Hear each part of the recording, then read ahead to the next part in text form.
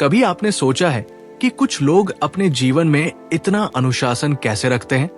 कुछ लोग हर सुबह बिना थके उठते हैं, व्यायाम करते हैं, सफल होते हैं, और कुछ लोग बार बार वही गलतियां दोहराते रहते हैं। क्या ये सब किस्मत का खेल है या इसके पीछे कोई विज्ञान छिपा है? चार्ल्स डुहिग की ये किताब द पावर ऑफ हैबिट यही रहस्य खोलती है कि हमारी जिंदगी को चलाने वाली सबसे बड़ी शक्ति कोई जादू नहीं, बल्कि आदतें हैं। हमारा दिमाग बेहद शक्तिशाली लेकिन आलसी मशीन है। ये हमेशा ऊर्जा बचाने की कोशिश करता है, इसलिए ये बार बार होने वाले कार्यों को ऑटोमेटिक मोड में डाल देता है ताकि हर बार सोचने की जरूरत न पड़े। इसे ही हम कहते हैं आदत। आदतें दिमाग के एक हिस्से बेसल गैंग्लिया में बनती है। जब कोई कार्य बार बार किया जाता है तो मस्तिष्क उसे एक शॉर्टकट के रूप में सेव कर लेता है। सोचिए, जब आपने पहली बार साइकिल चलाना सीखा था, हर मूवमेंट पर ध्यान देना पड़ता था, लेकिन अब आप बिना सोचे संतुलन बना लेते हैं।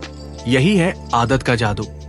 चार्ल्स डुहिग ने इसे एक चक्र के रूप में समझाया, जिसे कहते हैं हैबिट लूप। हैबिट लूप के 3 हिस्से। क्यू, संकेत, कोई ऐसी स्थिति या ट्रिगर जो आदत को शुरू करता है। रूटीन, रूटीन, वो व्यवहार या काम जो हम करते हैं। रिवॉर्ड, इनाम, वो संतुष्टि जो दिमाग को कहती है इसे दोबारा करो।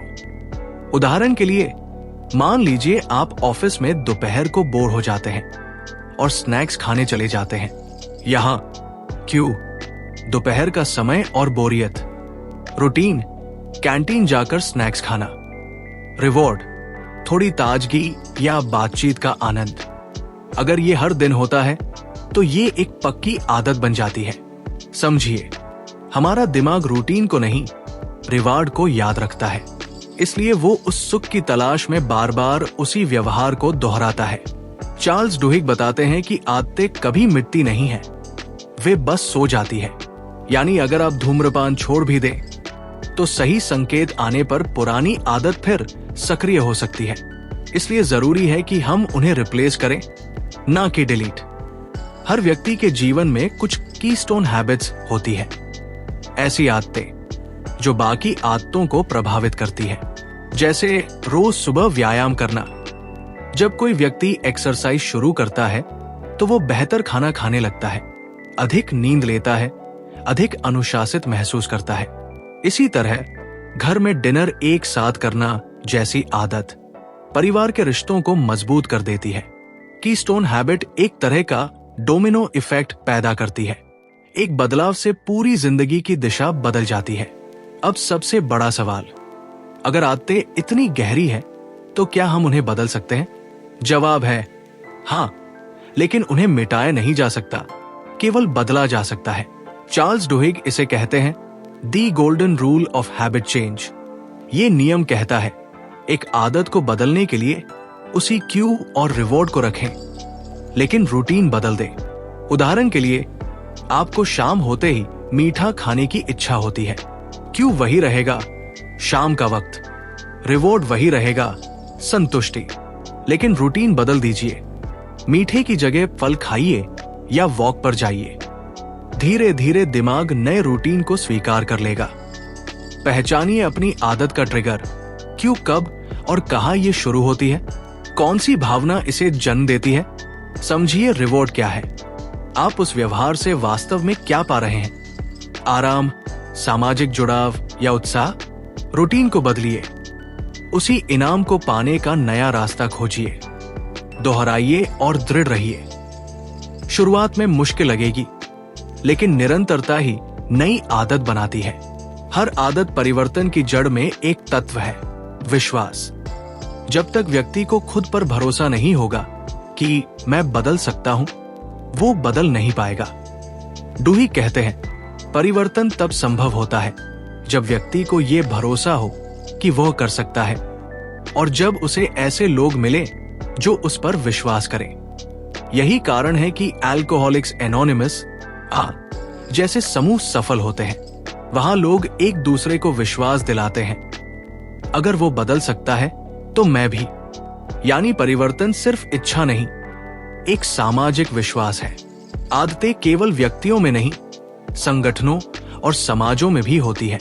चार्ल्स डुहिग ने किताब में कई प्रेरक उदाहरण दिए हैं, कैसे कंपनियां, टीमें और समाज अपनी आदतों के जरिए इतिहास बदल देती है। 1987 में एल्कोआ कंपनी का नया सीईओ बना पॉल ओनील। कंपनी संघर्ष में थी, निवेशक असंतुष्ट थे, सबको लगा वो लाभ या उत्पादन पर बात करेगा, लेकिन उसने सिर्फ एक लक्ष्य रखा, सुरक्षा को आदत बनाओ। सिर्फ एक फोकस, हर कर्मचारी बिना चोट के घर जाए। शुरुआत में लोगों ने इसे हल्के में लिया, लेकिन कुछ महीनों बाद नतीजे चौंकाने वाले थे। कर्मचारियों की सुरक्षा संस्कृति इतनी मजबूत हुई कि उत्पादन, गुणवत्ता और लाभ तीनों बढ़ गए। क्योंकि जब एक सकारात्मक आदत जड़ पकड़ती है तो पूरी प्रणाली खुद को सुधार लेती है। यही है keystone habit at the organisational level. Starbucks सिर्फ कॉफी बनाना नहीं सिखाती, बल्कि ग्राहक के गुस्से में शांत रहना सिखाती है। वे कर्मचारियों को विल पावर हैबिट्स सिखाते हैं, कैसे हर परिस्थिति में स्थिर रहें। इसी तरह टैंपा बे बकनियर्स नाम की फुटबॉल टीम अपने कोच टोनी डंगी की वजह से सफल हुई। डंगी ने खिलाड़ियों की सोच नहीं बदली, उनकी प्रतिक्रिया की आदतें बदली। उन्होंने उन्हें सिखाया, तनाव में मत सोचो, ट्रेनिंग में जो आदत बनाई है वही करो। परिणाम, टीम हार से उठकर विजेता बनी। ये दिखाता है सफलता केवल प्रतिभा नहीं, सही आदतों का परिणाम है। कभी कभी एक व्यक्ति की नई आदत पूरे समाज को बदल देती है। 1955 में अमेरिका में एक साधारण सी महिला रोजा पार्क्स ने बस में सीट छोड़ने से मना किया। वो एक व्यक्तिगत निर्णय था, लेकिन उसने सामाजिक आदत को चुनौती दी। लोगों ने उसका साथ दिया और सिविल राइट्स मूवमेंट शुरू हो गया। यानी जब समाज के कुछ लोग नई आदतें अपनाते हैं तो वो सोशल मोमेंटम बन जाती है। चार्ल्स डुहिग कहते हैं, छोटे समूह में बदलने वाली आदतें अंततः पूरे समाज का चेहरा बदल देती है। डुहिग बताते हैं कि अगर कोई एक आदत सबसे ज्यादा असर डालती है तो वो है विल पावर, आत्मनियंत्रण की आदत। एक अध्ययन में पाया गया कि जो बच्चे मार्शमेलो टेस्ट में खुद को रोक पाते हैं वो बड़े होकर ज्यादा सफल होते हैं। विल पावर को मसल की तरह ट्रेन किया जा सकता है। जब हम छोटे छोटे निर्णयों में अनुशासन दिखाते हैं तो हमारी इच्छा शक्ति मजबूत होती जाती है। जैसे रोज सुबह बिस्तर बनाना या हर रात दिन का लक्ष्य लिखना। ये छोटे कार्य हमारे मस्तिष्क को सिखाते हैं कि मैं नियंत्रण में हूं। और जब नियंत्रण अंदर से आता है तो आदतें स्थायी बनती है। चार्ल्स डुहिग कई लोगों की वास्तविक कहानियां बताते हैं। एक महिला, लिसा, जो सालों तक शराब और धूम्रपान में डूबी थी, एक दिन जॉर्डन ट्रिप पर गई और तय किया, मुझे बदलना है। उसने सबसे पहले एक ही आदत बदली, धूम्रपान छोड़ने की। लेकिन धीरे धीरे उसकी पूरी जिंदगी बदल गई। उसने वजन घटाया, नई नौकरी ली और आत्मविश्वास पाया।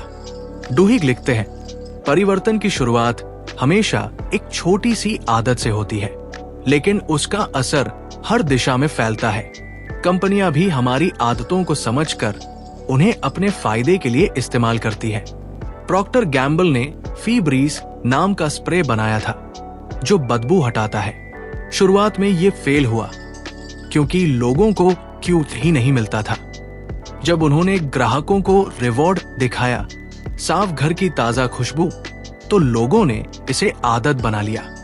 इसी तरह टारगेट जैसी कंपनियां ग्राहकों की खरीदारी पैटर्न देखकर ये अनुमान लगा लेती है कि कौन गर्भवती है, कौन शादी करने वाला है, और उसी अनुसार विज्ञापन भेजती है। यानी आदतें न केवल हमें चलाती है, बल्कि हमें बेचना सीखने वालों को भी दिशा देती है। किसी भी क्रांति या आंदोलन की शुरुआत एक छोटी आदत से होती है, जैसे चर्चों में जाने की, समुदाय में एक दूसरे की मदद करने की, या सुबह की प्रार्थना की आदत। जब ये व्यक्तिगत स्तर पर शुरू होती है तो धीरे धीरे समाज में जड़ पकड़ लेती है। डुहिग कहते हैं, लोग आदतें नहीं बदलते क्योंकि कोई उन्हें मजबूर करता है, वे बदलते हैं क्योंकि वे एक नए पहचान का हिस्सा बनना चाहते हैं। यानी जब हम कहते हैं मैं अब स्मोकर नहीं हूं, तो हम सिर्फ व्यवहार नहीं, अपनी पहचान बदल रहे होते हैं। अब अगर हम इस पूरी किताब को कुछ वाक्यों में समेटें, आदतें हमारे जीवन की नींव है। वे सोच से ज्यादा शक्तिशाली होती है। उन्हें मिटाया नहीं जा सकता, लेकिन बदला जा सकता है। एक कीस्टोन हैबिट पूरी जिंदगी की दिशा बदल सकती है। विश्वास, समुदाय और निरंतरता हर बदलाव की कुंजी है। डुहिक का संदेश सरल है, आप अपनी आदतों के गुलाम नहीं हैं। अगर आप उन्हें समझ लें, तो आप अपने भाग्य के निर्माता बन सकते हैं। कभी कभी हम सोचते हैं कि बड़ी सफलता के लिए बड़ा बदलाव चाहिए, लेकिन सच्चाई यह है, सफलता, अनुशासन और संतुलन सिर्फ छोटी छोटी आदतों का परिणाम है। हर सुबह का निर्णय, हर छोटी क्रिया, हर दोहराई जाने वाली दिनचर्या हमारे भविष्य की दिशा तय करती है। तो आज से शुरुआत कीजिए। एक ऐसी आदत चुनिए जो आपको बेहतर बनाए। छोटी हो, पर रोज निभाइए।